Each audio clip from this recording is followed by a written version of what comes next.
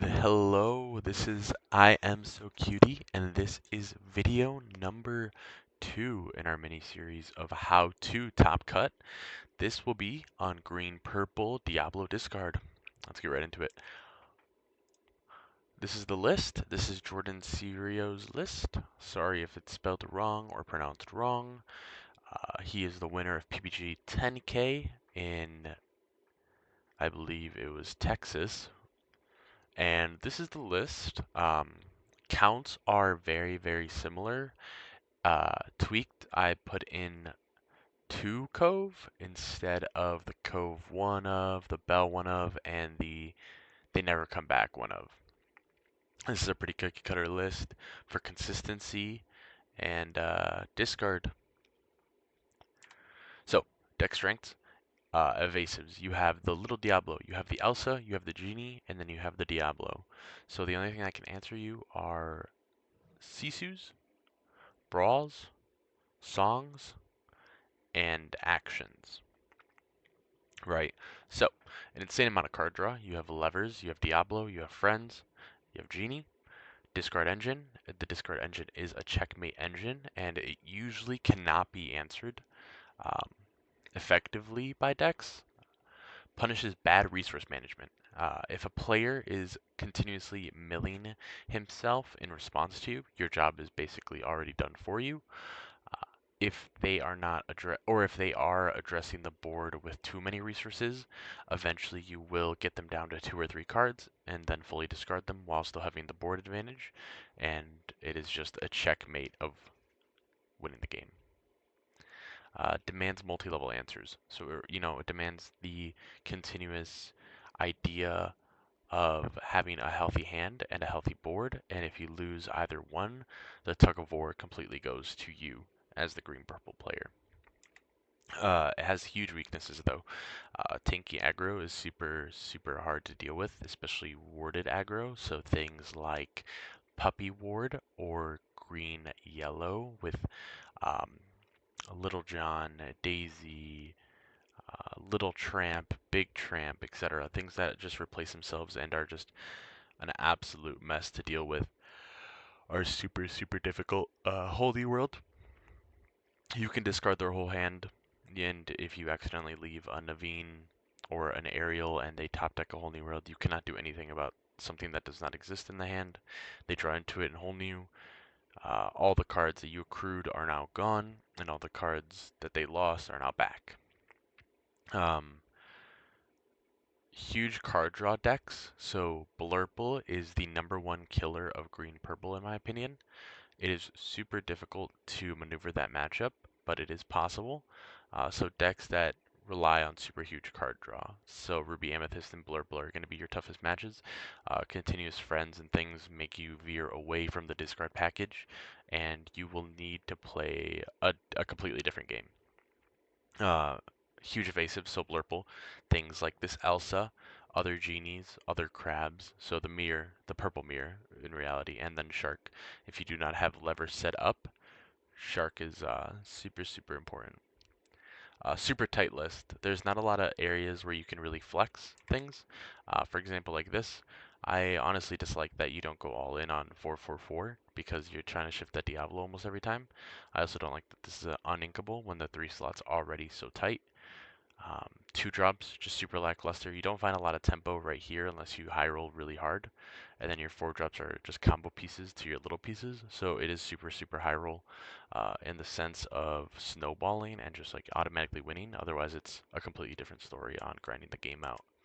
So that is a super deck weakness. And I'd like to, put a PSA out there that you do not play for the discard engine if you cannot remove the entire hand. Um, it's a super common thing that people do. Um, Obviously, if you only have like a discard card like Sudden Chill in your hand and Prince John's on board, and they have 10 cards in hand, um, yeah, whatever, you'll throw the discard into the void because you just want to find a different card that may help you in the situation.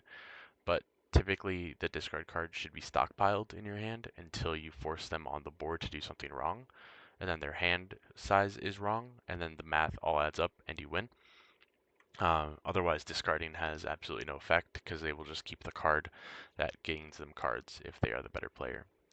Um, yeah, so that is a quick PSA and an issue that people go into a lot, because if you waste all your discard cards and leave them with friends or finders in hand or genie or rabbit in hand, um, you lost any way to checkmate the game, essentially.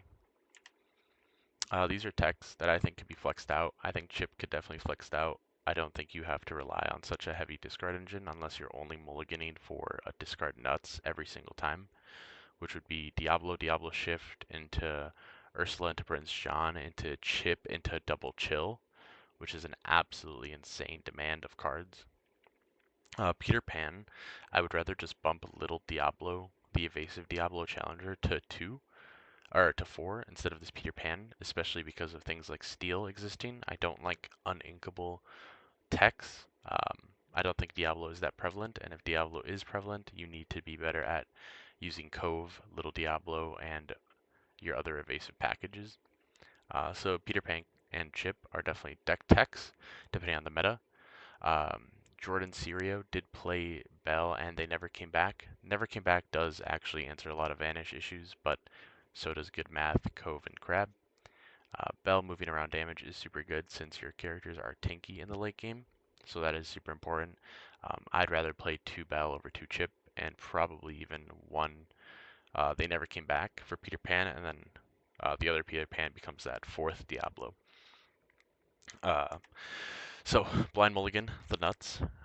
You typically want to go for this. I think that playing this hand allows you to basically adhere to any tempo swings that the opponent may try, while establishing a very strong hand, and then playing for discard after you accrue a bunch of cards. And you also set up the wrong lever for later in the game. Mulligan adjusted, if you don't draw the nuts, I would say that you will be in a very responsive spot. If you are not drawing the nuts, I would definitely keep Peter Pan, and I would definitely keep Genie and the friends, because you will need to do this to check, need to do this to strip, and be tanky enough to stay on board. And then Crab to kill, Crab to sing, Crab to establish Genie, get cards, Peter Pan, Genie, etc., etc. Um, it's a super difficult match, and it's super difficult. I think this is probably the deck that has the hardest mulligan, because you technically just want to, mulligan 6, keep the Diablo, find Diablo, but that's not always correct in this deck, and you'll likely lose if you do that every single time. It is forgiving in terms of consistency of the little Diablo's actions and big Diablo, but it's just too risky. I do not like to keep Prince John in the mulligan either. I like to find him later, especially at 3 of. If you get more than 2 Johns stuck in your hand in the first maybe 6 turns, no, in the first maybe 4 or 5 turns, you'll probably lose. Um, it just gets too bricky. You want to find it later when your checkmate engine is stockpiled in your hand, basically. So you want to find John after you have all the discards stockpiled in your hand, basically. So it's like a surprise drop. Obviously, that's not always the case. Obviously, your hand could be stronger, like I said before, with a bunch of discard. But a general rule, this flexed hand will probably keep you alive in most of every matchup.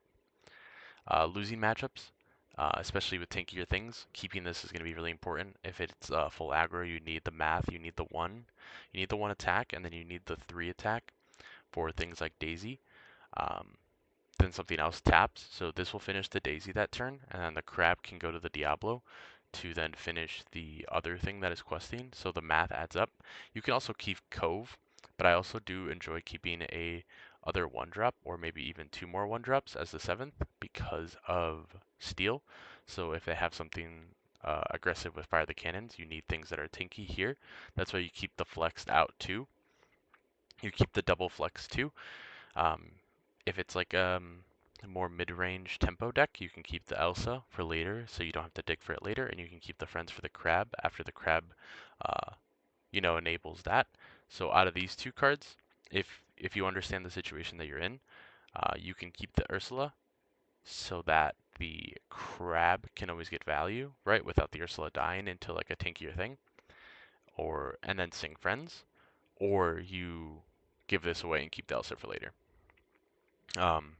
In terms of, you know, but in both hands, you always want to keep crab.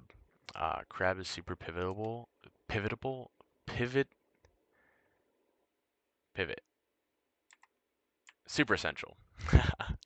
It is super essential in both hands.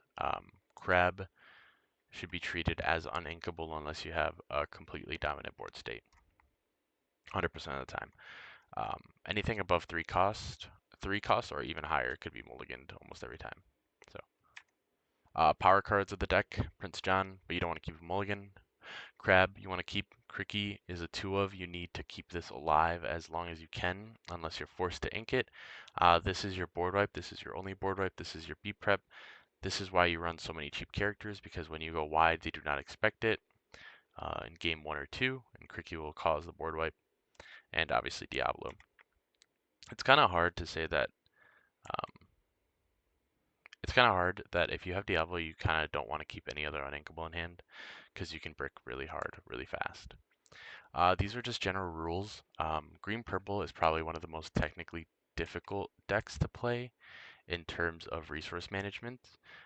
If you do one thing wrong from the mulligan to the curve to the actions to the inking, everything could go wrong.